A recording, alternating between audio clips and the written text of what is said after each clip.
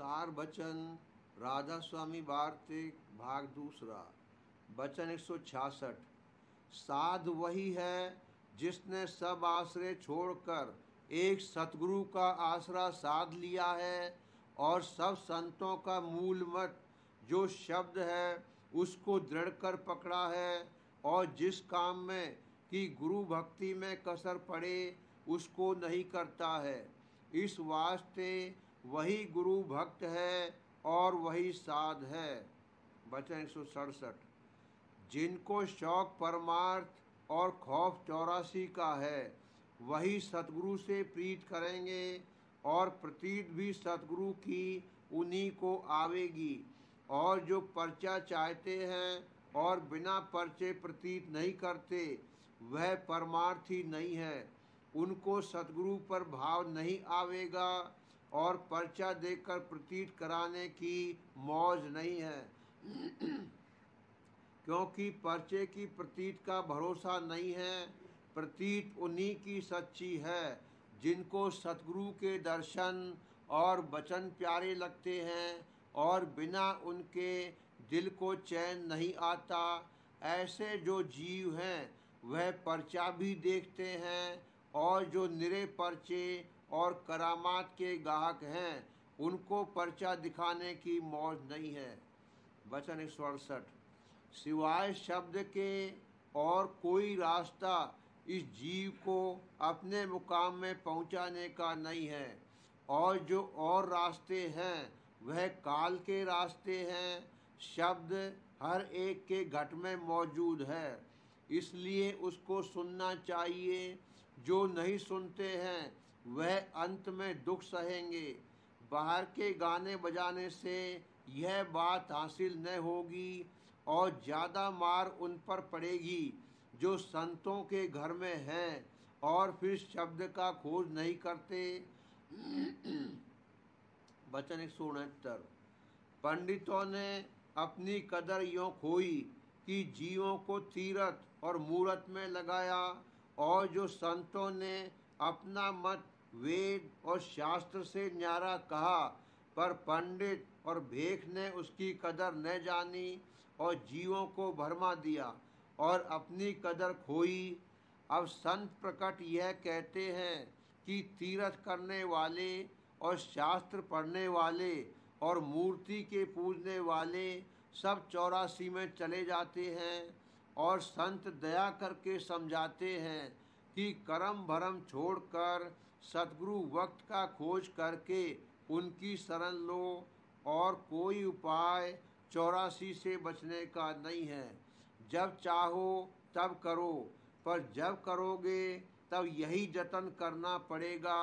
बिना इसके 84 से बचाव नहीं हो सकता है, चाहे मानो चाहे न मानो। वचन 170। जीव और ब्रह्म दोनों भाई हैं, सिर्फ इतना फर्क है कि उसको कामदारी मिली है और जीव सब उसके हुक्म में है। देह का बनाना और पालन करना सुपुर्द ब्रह्मा विष्णु महादेव के हैं, और संसार में फंसाना भी इन्हीं का काम है। पर मुक्ति का देना सिवाय संतों के दूसरे के इख्तियार में नहीं है, क्योंकि उस मालिक के कि जिसके अंश यह जीव और ब्रह्म है सिर्फ संत ही शरीक हैं, यानी वे आप मालिक हैं। क्योंकि उस मालिक ने आप संत स्वरूप जीवों के उद्धार के निमित्त धरा है, और इस स्वरूप से जीव को वह स्थान देता है जो ब्रह्मा विष्णु महादेव को भी हासिल नहीं है। पर संत चरण पर प्रीत और प्रतीत दृढ़ होनी चाहिए। वचन 171। पहले एक ही था, फिर 2 हुए, फिर 3 हुए, और फिर अनेक हजारों लाखों और बेशुमार पर नौबत पहुंची। अब जिसको पूरे सतगुरु जो कि उस एक से एक हो रहे हैं और उसी एक का स्वरूप हैं मिलें, तब वह उनकी दया से अनेकता के भरम से बचे और अपने निज स्थान में पहुँचे। वचन 172।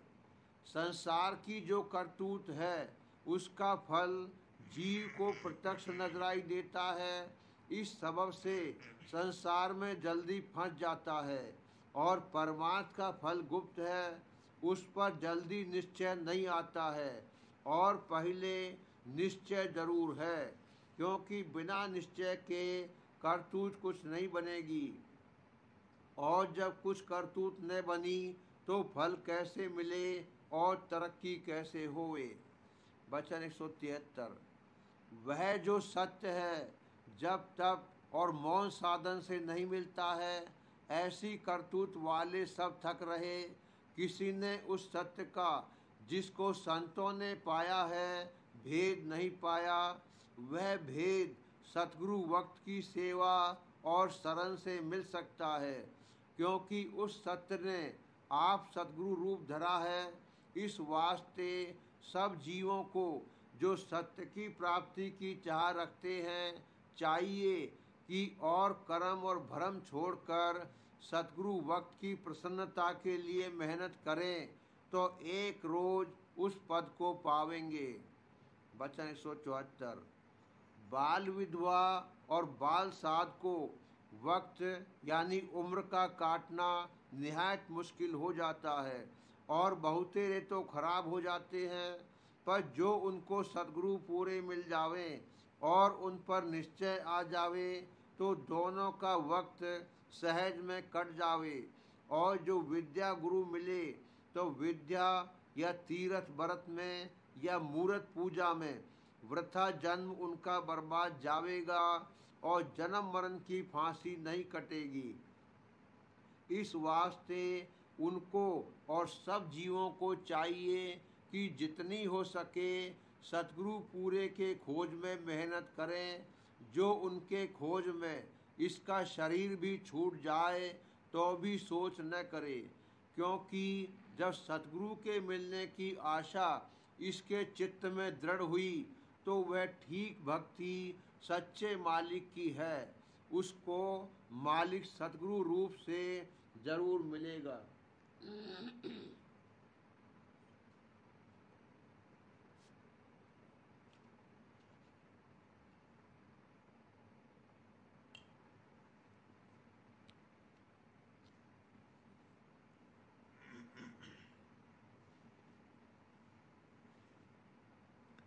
प्रेम पत्र राधा स्वामी, पहला भाग, वचन 44वां। राधा स्वामी मत की सहज जुगत का सहज अभ्यास।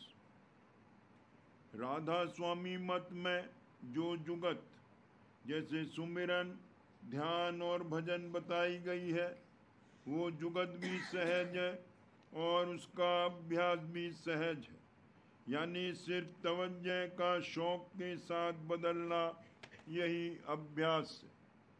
जैसे सब जीवों की तवज्जो संसार और उसके पदार्थों की तरफ इंद्रियों द्वारे बाहर की तरफ को हो रही है, इसी तरह निज घर यानी कुल मालिक राधा स्वामी दयाल के धाम का भेद लेकर घट में ऊपर की तरफ शौक के साथ तवज्जो करना, यही अभ्यास है।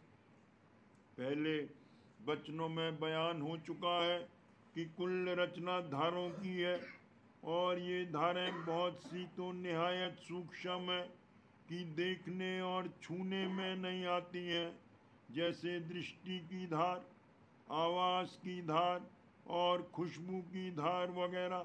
और निहायत स्थूल रचना में धारें अर्क रूप और खून रूप और तार तार और रग रग हो गई हैं, और ये हाल देह में अंग अंग और उनके मांस और दरख्तों में डाल डाल और उनकी चमड़ी यानी छाल में साफ दिखलाई देता है। हर एक डाली और उसके तार और बदन में हर एक रग और नली बतौर नल के है, यानी अंदर में पोले हैं कि जिनमें होकर सूक्ष्म धारें जारी रहती हैं। जब मन में कोई तरंग उठती है यानी चाह पैदा होती है, तो पहले हिलोर अंतर में होती है और फिर वो तरंग रूप खड़ी होकर जिस इंद्री द्वारे उस चाह की कार्रवाई होनी चाहिए उसी इंद्री की तरफ धार रूप होकर चलती है, और इंद्री के स्थान से जिस काम या पदार्थ की चाह है वो धार बाहर निकलकर उसी काम या पदार्थ में लग जाती है। इसी तरह से कुल कार्रवाई देह और दुनिया के कामों की धारों के वसीले से जारी है। देह के अंतरी कामों के वास्ते वो काम करने वाली धारें देह के अंग अंग में फैलती हैं, और बाहर के कामों में वे धारें इंद्रिय द्वारों से बाहर फैलती हैं। ये सब धारें खर्च में लिखी जाती हैं, क्योंकि कोई भी इनमें से उलटकर अपने भंडार में नहीं आती। जो कोई कहे कि जो धारें इंद्रियों के द्वारे खर्च होती हैं वह तो वापस नहीं आती हैं, पर अनेक धारें बाहर से इंद्रियों के द्वारे अंदर में दाखिल होती हैं, तो ये बात सच है।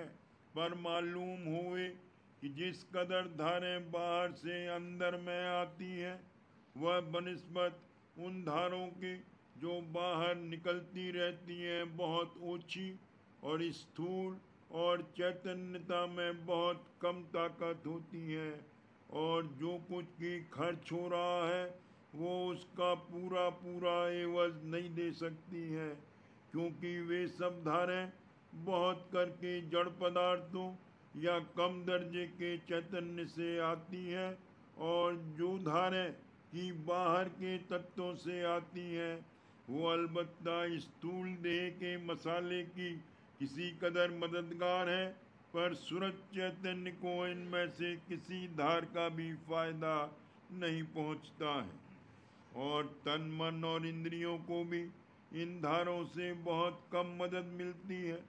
अलबत्ता प्राण को बाहर की ताज़ा हवा बहुत मदद देती है, यानी उसकी कसावत को दूर करके ताजगी देती है, और उसका असर किसी कदर मन तक भी पहुंचता है। यहाँ खान पान का कुछ जिक्र नहीं है।